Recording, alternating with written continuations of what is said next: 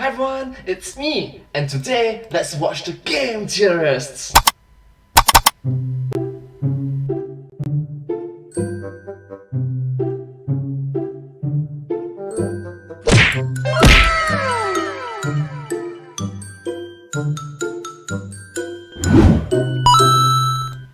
Pokemon! I choose you! Oh, Pokeball. Alright, finally! I can't wait to hit the high seas! Hey, HM3. Fly. Ah, yeah! I'm king of the world! Whoa there, son. First time surfing, eh? Might want to be careful out here. Don't want you and your Pokemon to get hurt. Yes, sir! Say, do you think Geico, our sponsor for today's episode, Episode? What? might be able to help? They can save people money on insurance for their cars, homes, motorcycles, boats, and more. Maybe my Pokemon falls under and more. Something tells me they're not gonna be able to offer you Sharpedo insurance. What about my Pidgey? He flies me wherever I want to go. You do realize that using Pokemon as vehicles is horrifically unsafe, right? Come to think of it, Geico offers 24/7 access to licensed agents who can help, meaning there's one available to talk to me right now. I should call them. Wow, you certainly know a lot about the quality services that Geico has to offer. But here, let's not waste their time. I know someone whose time we can waste. Hello, this is Game Theorists. Oh, burn! Yeah, I do know someone who can waste their time. Bad. Ruining your childhood since 2011. We've got a code 720-A. Person believing that Pokemon are a safe and reliable mode of transportation. Copy that. Roll intro.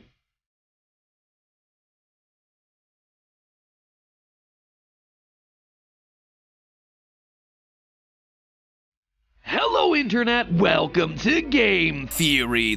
Hello! Show where you just gotta catch 'em all. All the episodes, that is. How else are you gonna stay on top of FNAF lore? Or the science of Mario? FNAF, Mario! Or whatever Minecraft. insanity the Dream SMP has going on this week. So one of the longest running discussions in the Pokemon franchise is with the move Fly. I mean, if YouTube had somehow existed back in 1999, I'd probably be doing a Gen 1 theory trying to come up with some ridiculous explanation for how Doduo can use Fly despite the fact that it has no wings. Come to think of it, how Doduo can... Episode ideas. FNAF, solve ... again. Mass Effect Part 2. Zzz. Halo episodes for Sage.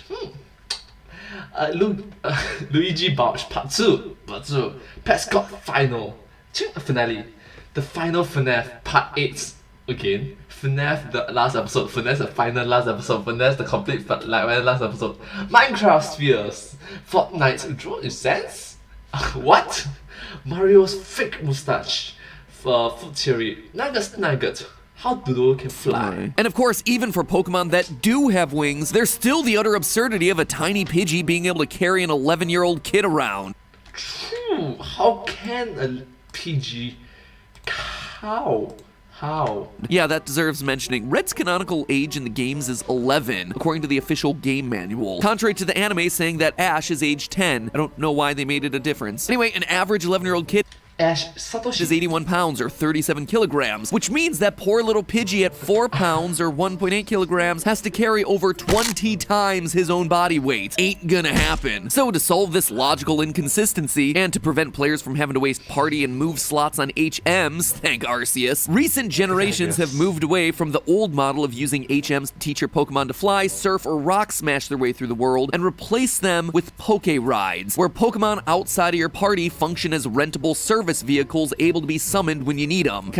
Pokérides! Like the Pokemon world's equivalent of hiring an Uber. A Woober, I guess? In the case of flying, it started with the Charizard service, but in the latest gen, Sword and Shield, the entire region is covered by a flying taxi service of giant Corviknights, who'll carry you around in a cab like the world's scariest cable car. But does the world building here really hold up? Sure, a giant armored bird hauling you around makes a lot more sense than a 4-pound Pidgey, but would it actually work? I mean, this thing is holding up multiple people. We're first shown both in the games and in the anime's Twilight Wings miniseries that the Sky Taxi has both a passenger and a human cabbie. And besides that, in the game we know that flying taxicab driver is a profession from the existence of the cabbie trainers who fittingly use all flying Pokemon. So could a Corviknight, based on the physical characteristics we know about it, actually carry that much weight? Or are we better sticking with our Charizard mounts like they do over in Alola? Probably the best way to start getting a handle on how much weight a bird can carry is to look at examples. In the real world, the record for weight carrying capacity is held by a bald eagle that managed to lift a deer that weighed 15 pounds.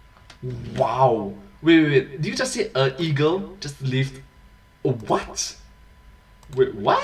Or 6.8 kilograms. Bird of prey? More like bird of prey that he doesn't see ya. You may have also seen videos of eagles trying to snatch up human kids, like a wedge-tailed eagle who became the subject of a viral photo when, according to the park, the eagle, quote, made contact with an audience member. Yep, sinking your 2-inch talons into a small child and calling it making contact. That, my friends, is what you call some PR spin. There was even a New York Times story about an eagle who tried to carry off a Scottish baby from its mother. This was back in 1926. Apparently, eagle snatching was just a lot more common back in the day. But all of that being said, a 15-pound deer lift may be impressive for a bird the size of an eagle, but it's a far cry from carrying around an 80-pound raspy-voiced preteen. The eagle has an impressive wingspan of 6.6 feet or 2 meters, and at 3 foot tall, 0.9 meters, roughly the size of a toddler, the eagle is certainly a massive bird. However, it is teeny when you compare it to the massive Corviknight, which is reportedly 7 foot 3 inches tall, 2.2 meters, over double the size. So is it possible? But size is only one factor here. What I really want to know is what I call the ant ratio. You know that piece of knowledge that everyone seems to have, that ants are really small but can carry anywhere between 50 and 5,000 times their own body weight? Well, we want to know which birds are capable of doing similar feats. And when you look at it this way, the great horned owl is the winner, able to lift around twice its own weight. That's a bird with a 4.1 foot or 1.25 meter wingspan and weighing in at 5.5 pounds, 2.5 kilos, able to carry about 11 pounds or 5 kilos, so again, double its own weight. Looking at data from these and other birds, there seems to be a rough correlation that for every 1 foot of wingspan, a bird can carry around 4 pounds.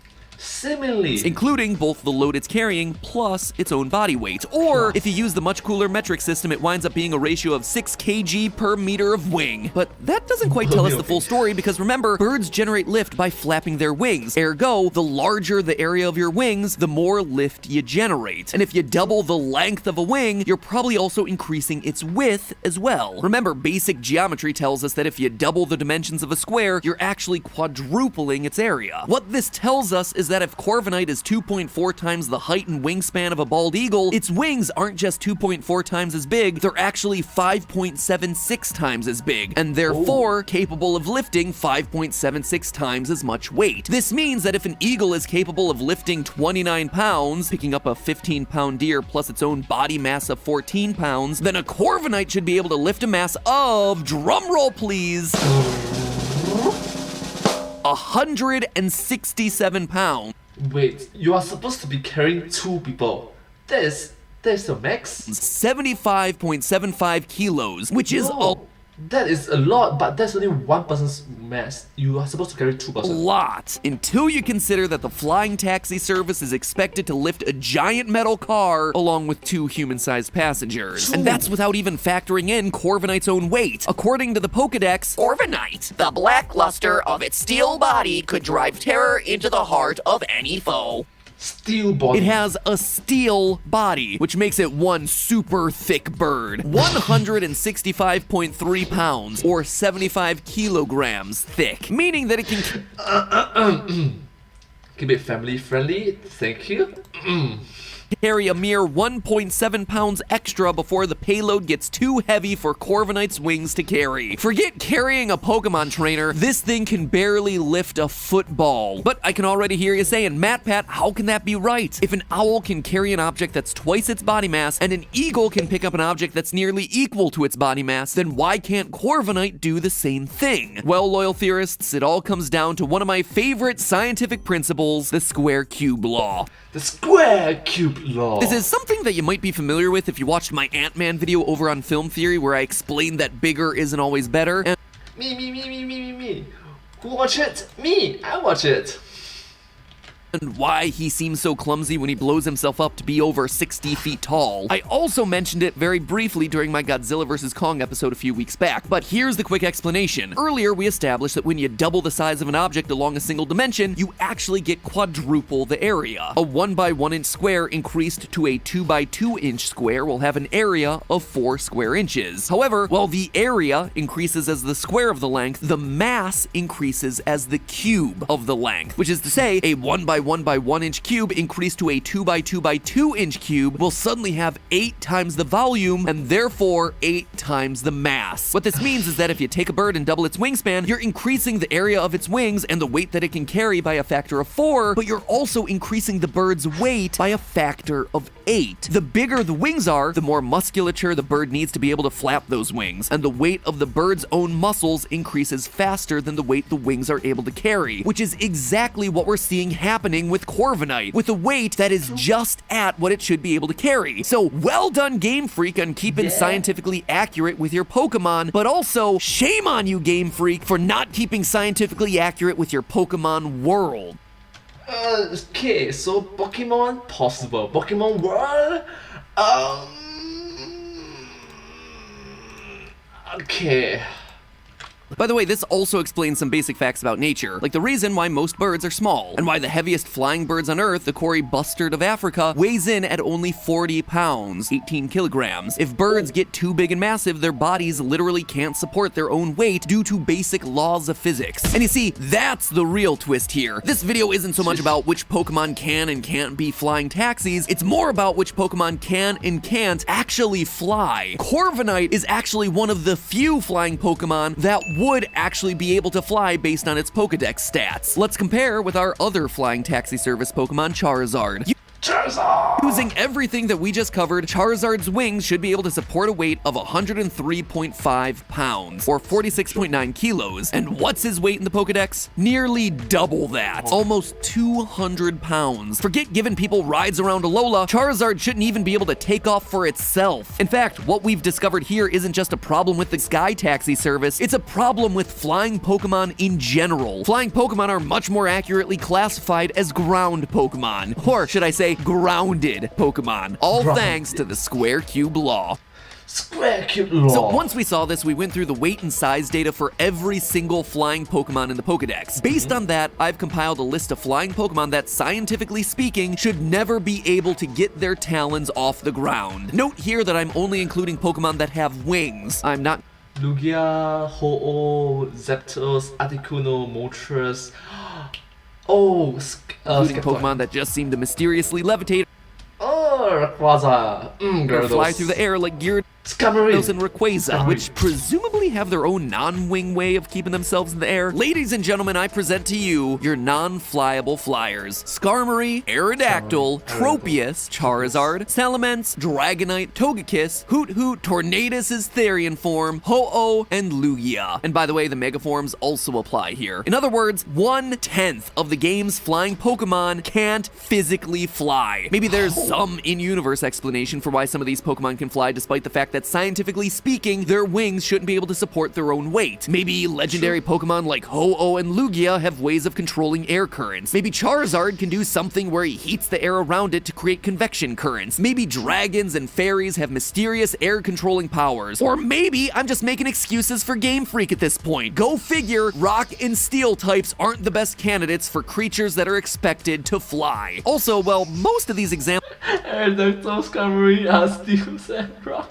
go toward my point that flying is a lot harder as you grow more massive. The weirdest example on the list has to be Hoot. I normally think of Hoot as being a pretty small bird Pokemon, and in terms of physical size it is, a mere 2 foot 4 inches tall, or 71 centimeters, but apparently it weighs 46.7 pounds, 21.2 kilos. For comparison, a human toddler of that height would only weigh about 21 pounds, 9.8 kilos. I mean, what's up, Hoot? You been pounding down one too many Chipotle burritos? Sorry, little bud, those tiny little wings of yours just aren't enough to handle your incredible girth. Look at bright sides. They evolve into Noctowl. So how could we possibly fix Pokemon's transportation problem? Well, if you really wanted to create a Pokemon taxi service, paradoxically, the solution isn't to go bigger, it's actually to go smaller. As we noted, one of the birds renowned for carrying multiples of its own body weight, the horned owl, is actually quite small. So the answer seems to lie in looking at the smallest and lightest flying Pokemon. The humble Pidgey, based on its wingspan, should be able to carry a weight of 7 pounds, which is actually 3 pounds greater than its own weight of 4. In fact, if you look at the Pokemon in the category I like to call the Pidgey clones, the tiny little bird Pokemon that always seem to appear early game. So in comparison, there's a 3 pounds lift. So if you have 100 PGs, that means 3 times 100. Technically speaking, it should be 300 pounds lift. Halo, Awesome. Starly, Pidove, Fetchling, Rookidee. The one that actually stands out here more than all the others is Fetchling, which, like Fetchling. most of the other Pidgey clones, is 1 foot tall, but weighs in at just 2.6 pounds. That means that in addition to its own weight, Fetchling can carry an additional capacity of 4.4 pounds. Obviously, that's not enough to lift a person, but if you get a flock of 100 Fetchlings, each with 4.4 times 100 equals 440 pounds. their own little harnesses, suddenly you've got yourself a carrying capacity of 440 pounds. Pretty sure you can carry 2 humans. You know what? 2 adult humans. Which is now approaching territory where you'd actually be able to transport a small sky vehicle and some human occupants. Or you could just recreate this iconic scene from Hey Arnold. Always wash your berries before you eat them, and fly toward the sun. And if that sounds like more work than just having a single giant flying Pokemon, well, you're not wrong. Maybe the Pokemon universe should finally bite the bullet and, just invest in more airplanes. But hey, that's just a theory. A game theory. And hey, while understanding the mechanics of Pokemon travel may be difficult, switching to Geico, our sponsor for today's episode for your insurance, is easy. Question: what makes Game Freak and Geico similar? Well, they're both reliable. Game Freak has been pumping out Pokemon games for the past 25 years, and Geico has been saving people money on their insurance for over 75. And that's why I'm proud to have Geico on this channel. Not only are they a service that I personally use for all our car insurance needs, and who has delivered excellent service to me for years, but they've shown that they care about us and what we do here, that we all matter, and that's nice. So to show them some love back and see how much money they could save you, click the link down in the description below. And in the meantime, I'll see you all next week. Thank you so much. I hope that you enjoyed this video as much as I do. It's very cute and adorable to watch something like that.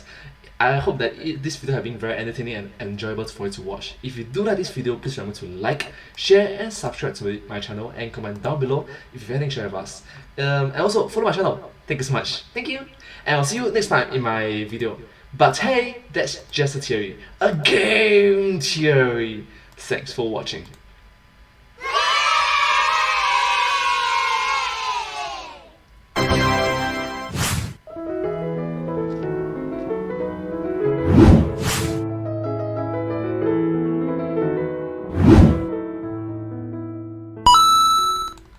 Thank you so much for watching this video. This video came out from YouTube channel, the Game Theorists, back in the year 2021. Oh wait, it's this year. So anyways, if you do like this video, please remember to watch more 5 videos. I do recommend that show support because their videos are awesome and I'm just a huge fan of their work. So yeah, thank you and I'll see you in my next video. Bye! Subscribe!